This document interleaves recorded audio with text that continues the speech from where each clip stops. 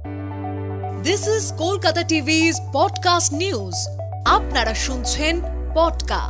Esplanade থেকে গঙ্গার নিচে মেট্রো উদ্বোধন করলেন প্রধানমন্ত্রী। আমি জহিতা রয়েছি, জানাচ্ছি বিস্তারিত। ইস্ট ওয়েস্ট মেট্রোর এসপ্ল্যানেড স্টেশন থেকে গঙ্গার তলার মেট্রো উদ্বোধন করলেন প্রধানমন্ত্রী নরেন্দ্র মোদী।